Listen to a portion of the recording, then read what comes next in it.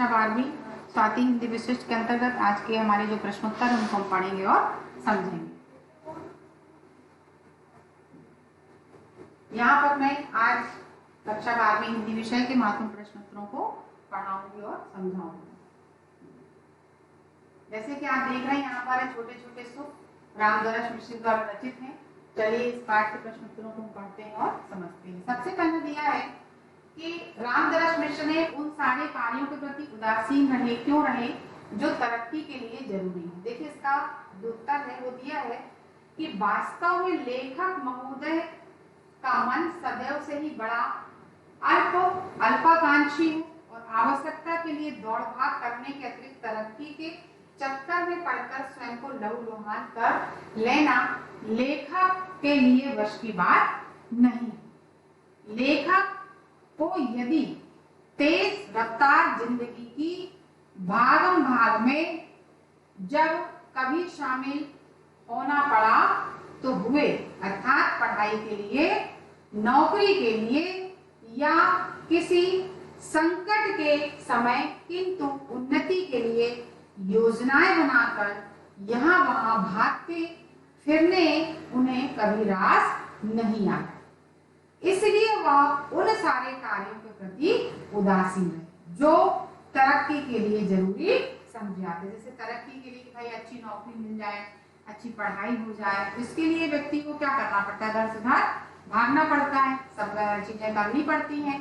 तो लेकिन लेखक का यहाँ पर ये इसलिए थे क्योंकि उनको रास नहीं आया कि पढ़ाई के लिए मतलब जाना पड़े या किसी प्रकार का कोई संकट हो तो या उन्नति के लिए योजनाएं बनाकर यहाँ वहाँ मतलब भागते फिरना उनको कभी भी अच्छा नहीं आया। इसलिए उन्होंने क्या किया कि कार्यों के प्रति उदासीन है जो तरक्की के लिए बहुत जरूरी समझे जाते हैं। वास्तव में लेखक जी का जो मन था बड़ा ही अल्पकांक्षी। कैसा था उनका मन, वस्तुनिष्ठ क्वेश्चन के रूप में पूछा जा सकता है, अल्पकांक्षी था, ठीक है ना। इसलिए तरक्की में क्योंकि उनको भागते फिरने में कभी उनको कोई चीज रास नहीं आई, ठीक है ना, योजनाएं बना कर यहाँ से वहाँ। इसलिए उनके सारे कार्यों के प्रति वो क्या है, तरक्की के लिए जरूरी समझे जाते हैं, इसलिए उन कार्यों के प्रति उदासीन रहे। इस प्रकार से यहाँ पर ये समझा जा सकता है। चलिए दूसरा पढ़ते हैं कि घर घुसरे मन के बावजूद लेखक को सब कुछ मिल गया, इसकी विवेचना कीजिए जा सकता है, ठीक है। तो लेखक के लिए उसकी सबसे बड़ी दुनिया क्या थी, उनका घर थी। लेखक के लिए उसकी सबसे बड़ी दुनिया क्या थी, उसका घर। बाहर जितनी देर तक रहना जरूरी होता उतनी देर ही लेखक बाहर रहते थे। भाई सबसे बड़ी दुनिया उनका क्या थी, उनका घर थी। ये वस्तुनिष्ठ क्वेश्चन के रूप में भी पूछा जा सकता है। फिर वह घर की ओर भाग खड़े होते थे, यानी जितना जरूरी है उतनी देर तो बाहर रहते थे, बाकी फिर वो नहीं रहते थे। वास्तव में लेखक का मन बड़ा ही अल्पाकांक्षी है। लेखक का मन कैसा है ये भी पूछा जा सकता है। तो जैसे मैंने पहले बताया अल्पाकांक्षी है। क्यों अल्पाकांक्षी है, क्योंकि उसे थोड़े से ही संतुष्टि मिल जाती है। थोड़े में इनको क्या मिल जाती है, संतुष्टि मिल जाती है। उससे भागम भाग करने की उत्तेजना प्राप्त नहीं होती। भागम भाग प्राप्त करने की उत्तेजना प्राप्त नहीं होती। देखिए एक तो लेखक का घर क्या था, उनका घर ही उनकी सबसे बड़ी दुनिया थी। ज्यादा देर अति आवश्यक है तो रहते थे, अन्यथा नहीं रहते थे, और फिर इसके बाद वो घर आ जाते थे। तो उनका जो मन था ज्यादा की चाहत नहीं थी, इसलिए उनको थोड़े में संतुष्टि मिल जाती थी। और इस प्रकार लेखक को भागम भाग में शामिल होना ही पड़ा तो हुआ, अर्थात पढ़ाई के लिए, ठीक है ना, और नौकरी के लिए, पढ़ाई के लिए, नौकरी के लिए या किसी के संकट के समय, उन्नति के लिए योजनाएं बनाकर, इसके लिए उन्नति के लिए योजनाएं बनाकर वहां भागते फिरना तथा कुछ अनचाहा पाने की दौड़ में, जैसे मान लो व्यक्ति परेशान होता है ना, कुछ योजनाएं बनाते हैं कि भाई हमको आगे भविष्य में ऐसा करना है, ऐसी नौकरी हमको मिल जाए, तो वो कुछ अनचाहा पाने की दौड़ में स्वयं को लहूलुहान कर लेना लेखक को कभी भी रास नहीं आया।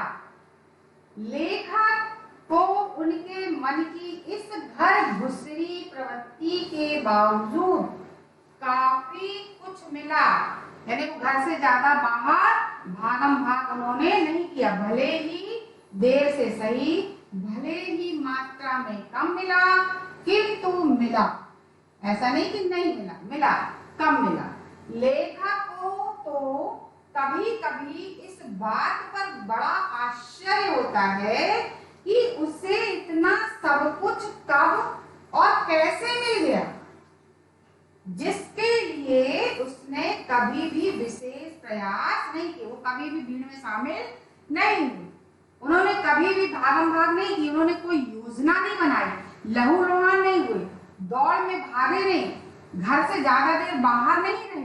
फिर भी वो उनको बड़ा आश्चर्य हुआ कि उन्होंने इतनी मेहनत तो नहीं की, लेकिन उनको मिला। बहुत अत्यधिक नहीं मिला, लेकिन कम मिला। फिर भी उनको आश्चर्य था कि उनको ऐसा सब कुछ कैसे मिल गया, जबकि उन्होंने इसके लिए कोई प्रयास नहीं किया। चलिए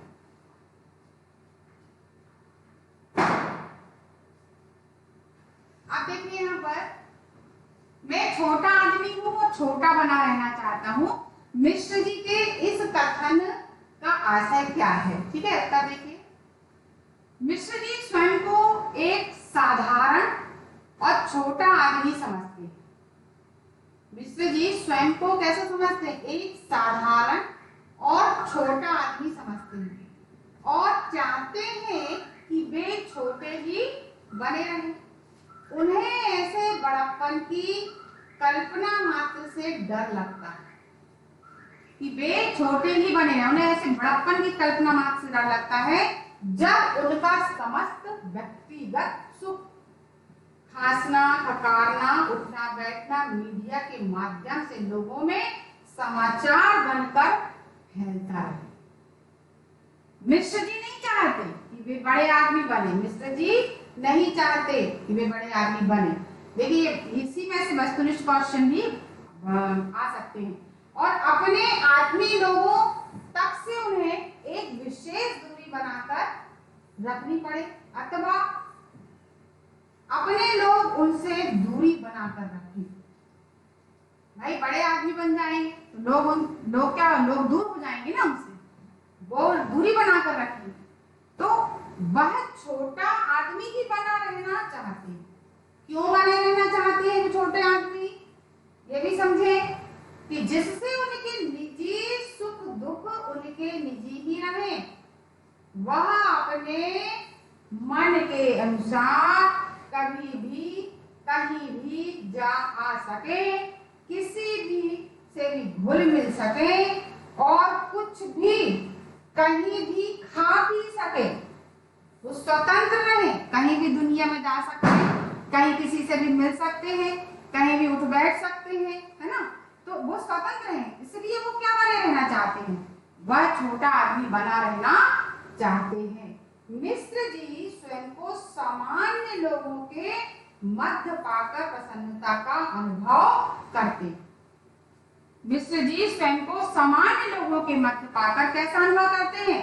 प्रसन्नता का अनुभव करते हैं। इसलिए जो मिश्र जी हैं वो छोटा आदमी बना रहना चाहते हैं, वो बड़े आदमी बनना नहीं चाहते। चलिए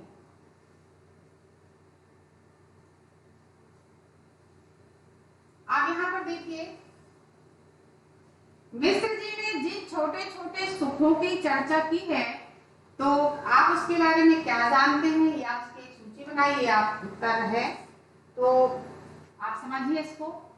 मिश्र जी के अनुसार छोटा ही सही, मिश्र जी के अनुसार छोटा ही सही, किंतु सबसे बड़ा सुख यह होता है कि जीवन अपने मन से जिया जाए। जीवन कैसे जिया जाए? अपने मन से जिया जाए, चाहे वह साहित्यिक जीवन हो, सामाजिक जीवन से, चाहे साहित्यिक जीवन हो, सामाजिक जीवन हो अथवा पारिवारिक जीवन, मिश्र जी के लिए छोटी से छोटी उपलब्धियां भी बहुत बड़ी हैं। मिश्र जी अपार सुख का अनुभव करते हैं जब रेलवे स्टेशन पर टिकट आरक्षित करा लेते हैं या फिर किसी अस्पताल में स्वयं को या अपने घर और घर के किसी परिजन को दिखा लेते हैं, अथवा यात्रा में अच्छे लोग मिल जाते हैं, अथवा यात्रा शुरू होने से पूर्व तथा समाप्त होने के पश्चात कोई भला टैक्सी वाला या ऑटो वाला मिल जाता है, तो मिश्र जी को तब भी असीम आनंद सुख प्राप्त होता है। जब सीढ़ियों पर चढ़ते समय कोई युवती उनकी पत्नी की सहायता करने को तत्पर दिखाई पड़ती है, वास्तव में मिश्र जी संतोषी प्रवृत्ति के छोटे से सुख में ही बड़ेपन का अनुभव करने वाले सीधे सरल व्यक्तित्व के स्वामी हैं। चलिए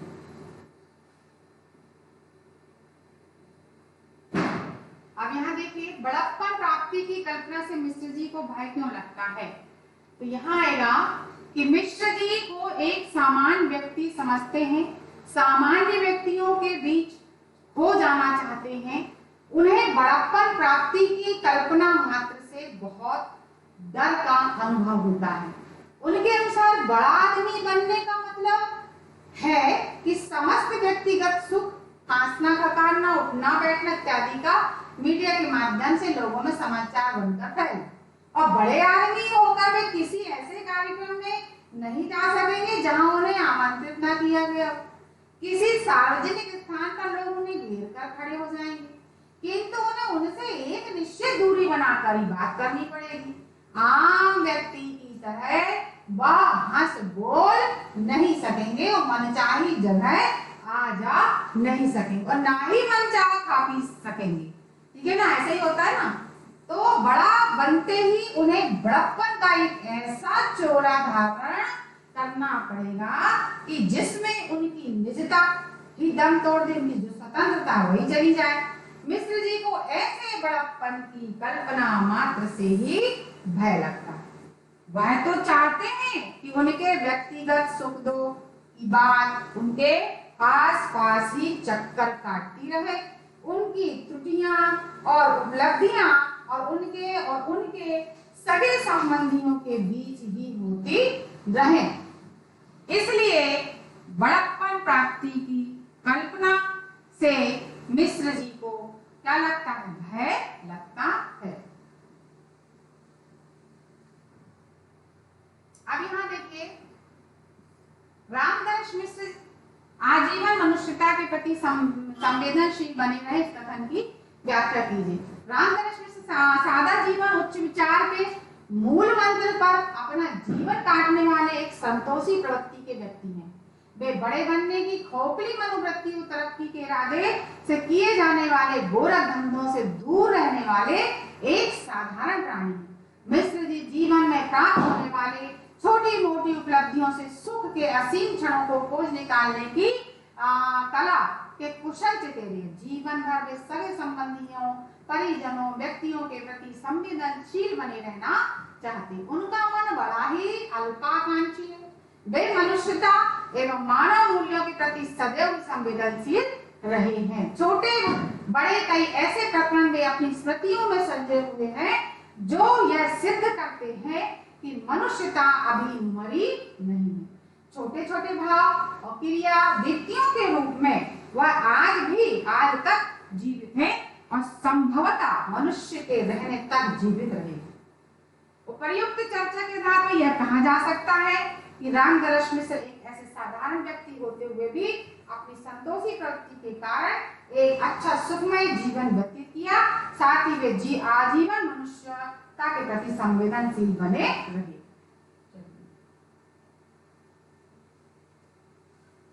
अब देखिए, मूर्ति उठाने वाली युक्ति से आपको क्या प्रेरणा मिलती है और क्यों। स्टेशन पर सीढ़ियां चढ़ते समय मिश्र जी की पत्नी से भारी मूर्ति लेकर उठाने वाली युक्ति के कृत्य से हमें यह प्रेरणा मिलती है कि हमें सदैव दूसरों की सहायता करने के लिए तत्पर रहना चाहिए। इस प्रकार जरूरतमंदों की आवश्यकता के समय की गई सहायता से हमारा तो कुछ नहीं जाता, अपितु सहायता प्राप्त करने वाले व्यक्ति से हमें क्या मिलता है। जब हम किसी व्यक्ति की सहायता करते हैं तो जो सहायता प्राप्त करने वाले व्यक्ति से प्राप्त हमें आशीर्वाद शुभ वचन हमें जीवन में और अधिक अच्छा करने के लिए प्रेरित करते हैं, है ना। कठिनाई के समय मूर्ति उठाने में मदद करने वाली उस युक्ति के निस्वार्थ सेवा भाव की स्मृति मिश्र जी जीवन भर संजोए रहे। हमें भी उस युक्ति के समान गरीब, असहाय, महिला, वृद्ध, रोगी इत्यादि की समय पड़ने पर भरपूर सहायता करनी चाहिए। हमको भी सहयोग करना चाहिए। किसी व्यक्ति की कठिन परिस्थितियों में, किसी भी व्यक्ति की कठिन परिस्थितियों में यदि व्यक्ति सहयोग देता है तो हमें सामने वाले व्यक्ति से क्या मिलता है, आशीर्वाद प्राप्त होता है। इस प्रकार बच्चों आज मैंने आपको प्रश्नोत्तरों को, महत्वपूर्ण प्रश्नोत्तरों को पढ़ाया और समझाया। आप बोर्ड परीक्षा के लिए बेटा इनको बहुत अच्छे से तैयार करते जाइए। धन्यवाद बच्चों।